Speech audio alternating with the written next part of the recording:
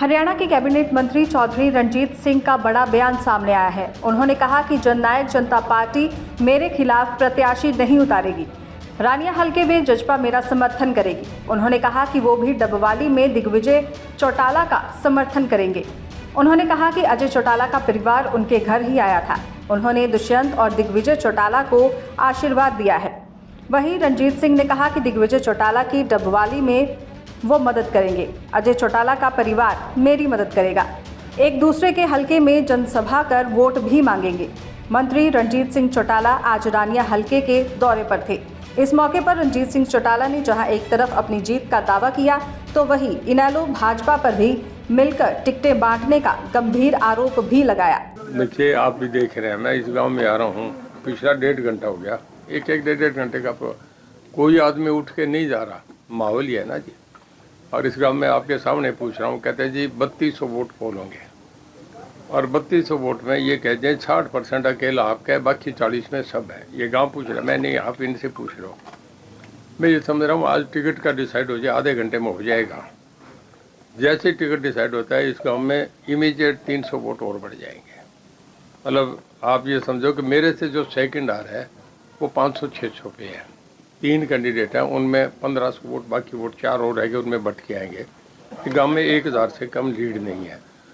70 गांव है, सब में तो इतनी बड़ी नहीं हो सकती। पर मेरा ये मानना है कि पिछली बार मैं 20,000 से जीता था, अब के उससे बड़ी लीड होगी। कल से जो मेरा और जेजेपी का आपस में समझौता हुआ है, मैंने डबवाली में समर्थन दिया। उनका पिछले चुनाव में यहाँ 8000 वोट आए थे।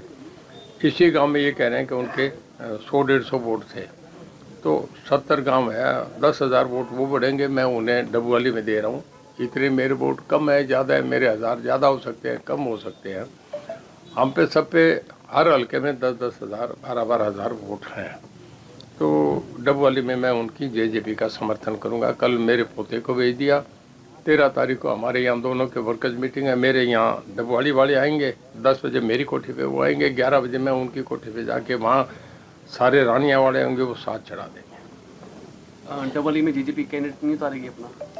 जेजेपी ने अपना कैंडिडेट उतार दिया ना, मैं उसी को सुना। दिग्विजय रानी ये मेरे ख्याल में नहीं उतारेंगे। ये तो ऑफिशियली तो वही कहेंगे क्योंकि पार्टी उनके, मैं अधिकृत नहीं हूँ, पर हमारी जो अंडरस्टैंडिंग है शायद नहीं उतारेंगे। सर, लोकसभा इलेक्शन में किसानों का विरोध था बीजेपी का, आपको भी कई जगह पर विरोध देखने को मिला।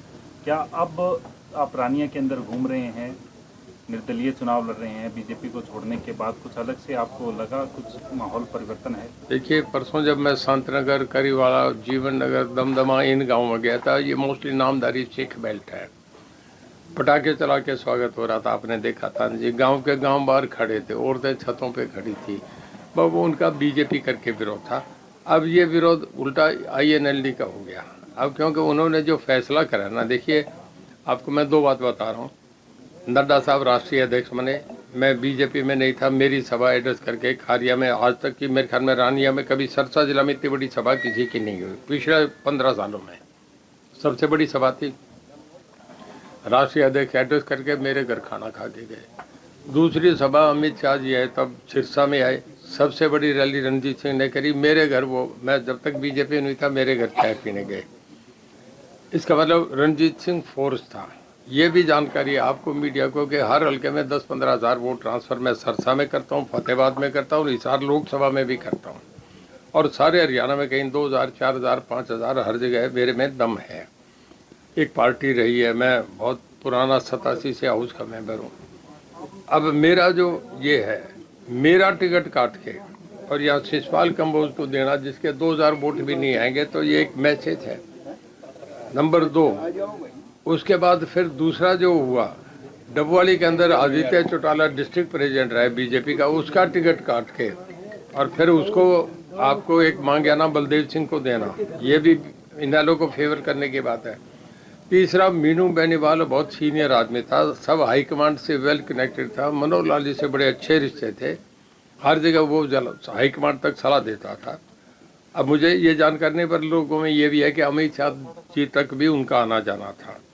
जिस आदमी का टिकट काट के एक उसको मेहता को, क्या नाम है, अमीरचंद मेहता को, जिसको तलवाड़ा में वोट नहीं, उसका टिकट दे देना, सीधा सीधा इनेलो को फेवर करने। इनेलो बीजेपी का एक समझौता है जो लोगों में सामने आ गया।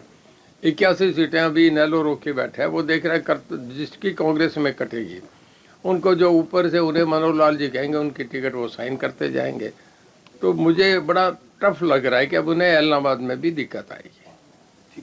दैनिक सवेरा के लिए सिरसा से विजय कुमार की रिपोर्ट। देश दुनिया की हर खबर सबसे पहले देखने के लिए फॉलो करें Dainik Savera TV, YouTube, Facebook, Instagram, X और व्हाट्सएप चैनल पर।